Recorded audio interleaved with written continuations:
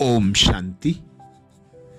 शिव जयंती के शुभ अवसर पर 5 मार्च 1970 को विशेष बाप दादा मिलन में बाबा ने इशारा दिया, जल चढ़ाना अर्थात प्रतिज्ञा करना। बाप दादा कहते आज शिव जयंती मनाने के लिए बुलाया है। कैसे मनाना चाहते हो? मिलना ही मनाना है। लोग मिलने के लिए मनाते हैं और बच्चे मिलने को ही मनाना समझते हैं। तो मिलना अर्थात मना लिया। अब बाकी क्या रहा? आप बच्चों का मनाना एक तो है मिलना और दूसरा है अपने समान बनाना। तो मिलना और बनाना यही है मनाना। आज के दिवस पर यह 2 बातें करनी है। मिलन तो मना ही रहे हो, बाकी आप समान बनाना। यह दोनों बातें की गोया शिव जयंती मनाई। जब भक्त लोग जल चढ़ाने के लिए जाते हैं तो भी बीच में ब्राह्मण होते हैं जो उनसे कराते हैं। तो आप भी ब्राह्मण हो। जैसे भक्त लोग जल चढ़ाते हैं वैसे तुम बच्चे बाप के ऊपर आत्माओं से जल चढ़वाते हो। यह जल अथवा दूध चढ़ाने की रस्म क्यों चली है? क्यों चली है? जिस समय जल चढ़ाते हैं उस समय मन में क्या सोचते हैं मालूम है? मालूम है? जल व दूध जो चढ़ाते हैं उनका भावार्थ यह है, जब कोई भी प्रतिज्ञा करनी होती है तो हाथ में जल उठाते हैं। सूर्य को भी जल चढ़ाते हैं तो अंदर में प्रतिज्ञा करते हैं। तुम्हारे पास भी जब कोई आते हैं तो पहले पहले उन्हों से प्रतिज्ञा का जल लो। एक प्रतिज्ञा कराते हो ना कि हम आज से एक शिव बाबा के ही बनकर रहेंगे। तो पहले उनसे प्रतिज्ञा कराते हो। वह लोग भी अंदर में प्रतिज्ञा कर फिर स्वयं सम्मुख आकर देवताओं पर अर्पण होते हैं। जो पूरे भक्त होते हैं वह सारा ही अपने को उनके आगे झुकाते हैं अर्थात अपने को अर्पण कर देते हैं। तो तुम भी पहले उन्हों से प्रतिज्ञा कराते हो। जब पक्के हो जाते हैं तो संपूर्ण स्वाहा कराते हो। ऐसी सर्विस करनी है, बिल्कुल न्योछावर कराना। आपने कितने को न्योछावर कराया? कितने को कराया? जो जितना स्वयं न्योछावर बने हैं उतना ही औरों को बनाते हैं। अगर स्वयं ही संपूर्ण न्योछावर नहीं बने हैं तो औरों को भी इतना ही आप समान बनाते हैं। अभी न्योछावर होने में मेहनत और समय दोनों ही लगता है, लेकिन थोड़े ही समय में न्योछावर होने वालों की क्यों लग जाएगी। जैसे यहां यादगार है काशी कलवट खाने का। स्वयं अपनी इच्छा से कटने को तैयार हो जाते हैं, वैसे यहां भी तैयार हो जाएंगे। आप लोगों को इच्छा पैदा कराने की मेहनत भी नहीं करनी पड़ेगी। स्वयं अपनी इच्छा से जंप देने के लिए तैयार हो जाएंगे। यह क्यों लगनी है? अभी नहीं लग रही। इसका भी कारण है। बच्चों के पास अभी कौन सी क्यों लगी हुई है? कौन सी लगी हुई है? जब वह क्यों खत्म हो जाएगी तब वह क्यों लगेगी। मालूम है अभी कौन सी क्यों लगी है? संकल्पों की। संकल्पों में भी मुख्य क्या है, जो ही पुरुषार्थ में ढीलापन लाती है। व्यर्थ संकल्पों का मूल कारण क्या होता है? क्या होता है? पुराने संस्कार किस रूप में आते हैं? एक शब्द बताओ जिसमें व्यर्थ संकल्पों का बीज आ जाए। व्यर्थ संकल्प व विकल्प जो चलते हैं तो एक ही शब्द बुद्धि में आता है कि यह क्यों हुआ। क्यों से व्यर्थ संकल्पों की क्यों शुरू हो जाती है। अंग्रेजी में भी आप देखेंगे क्यों शब्द की निशानी सभी से टेढ़ी होती है, तो क्यों की क्यों बड़ी लंबी है। इस क्यों के समाप्ति के बाद ही संपूर्णता आएगी। फिर वह क्यों लगेगी। जब क्यों शब्द निकलेगा फिर ड्रामा की भावी पर एक रस स्थैर्यम रहेंगे। तो अभी क्यों के क्यों को खत्म करना है, समझा। एक क्यों शब्द से सेकेंड में कितने संकल्प पैदा हो जाते हैं। क्यों से फिर कल्पना करना शुरू हो जाता है। तो बाप भी बच्चों से यह जल की लोटी चढ़वाने के लिए आए हैं। कोई भी प्रतिज्ञा करते हैं तो जल को साक्षी रखकर करते हैं। तो अब यह लोटी चढ़ानी है। मधुबन में विशेष रेस्पॉन्सिबिलिटी पांडव दल की है, तो उस दल में अब बल होना चाहिए। पांडव दल में बल होगा तो फिर इस पांडव भवन के अंदर आसुरी संप्रदाय तो क्या, लेकिन आसुरी संकल्प भी नहीं आ सकते। इतना पहरा देना है। वह पहरा देना तो बहुत सहज है। जैसे इस गेट की रखवाली करते हो, वैसे माया का जो गेट है उसकी भी रखवाली करनी है।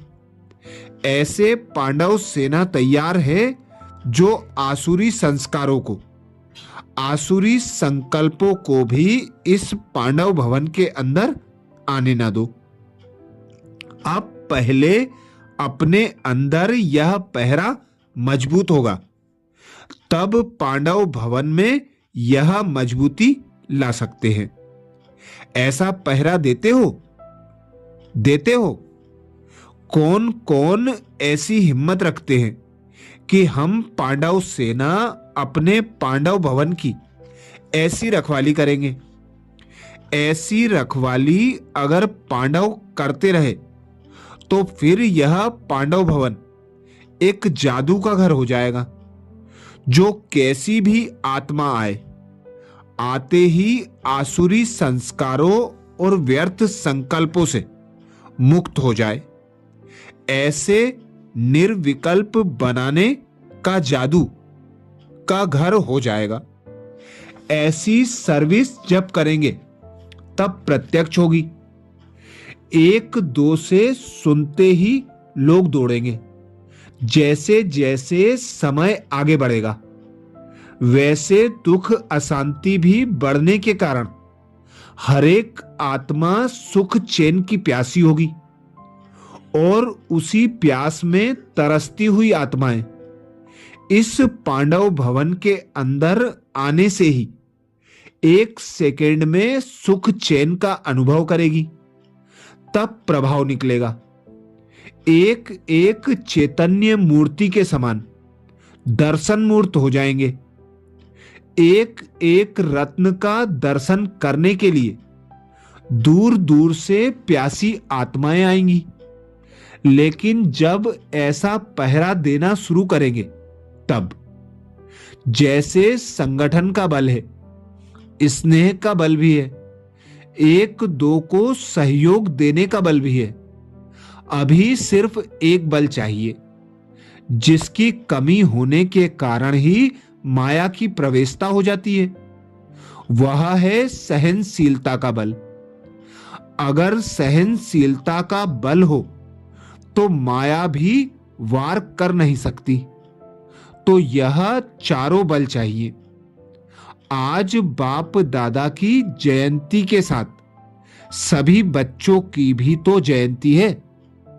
तो इस जयंती पर चारों बल अपने में धारण करेंगे तो फिर यह पांडव भवन सारी दुनिया में देखने और अनुभव करने का विशेष स्थान गिना जाएगा। इस पांडव भवन का महत्व सारे विश्व में होगा। महत्व बढ़ाने वाले कौन कौन? पांडव सेना और शक्ति सेना। मधुबन निवासी ही मधुबन के महत्व को बढ़ा सकते हैं। पांडवों के लिए तो प्रसिद्ध है कि वह कभी भी प्रतिज्ञा से हिलते नहीं थे। 1% की भी कमी हुई तो इसको कमी ही कहा जाएगा। पांडव सेना को एग्जाम्पल बनना है, जो आप लोगों को देख औरों को भी प्रेरणा मिले। कोई भी मधुबन में आए तो यह विशेषता देखे कि यह सभी इतने अनेक होते हुए भी एक और एक की ही लगन में मगन है और एक रस स्थिति में स्थित है। जब ऐसा दृश्य देखेंगे तब प्रत्यक्षता की निशानी देखने में आएगी। आप सबकी प्रतिज्ञा ही प्रत्यक्षता को लाएगी। तो आज पहले प्रतिज्ञा का बल चढ़ाना है। तो आज पहले प्रतिज्ञा का जल चढ़ाना है, फिर सौगात भी मिलेगी। प्रतिज्ञा की 3 लकीर दिखाते हैं। बेल पत्र भी जो चढ़ाते हैं वह भी 3 पत्तों का होता है। तो आज के दिन 3 प्रतिज्ञा कराई। सहनशीलता का बल अपने में धारण करेंगे, क्योंकि क्यों को खत्म करेंगे और आसुरी संस्कारों पर पहरा देना है। तो 3 प्रतिज्ञा का यह बेलपत्र चढ़ाना है। भक्त लोग तो खेल करते हैं, लेकिन ज्ञान सहित खेल करना वह तो बच्चे ही जानते हैं। इसलिए आज के शिवरात्रि का यादगार फिर भक्ति में यह रस्म माणिक चलता रहेगा। फिर भक्ति में यह रस्म माफिक चलता रहेगा।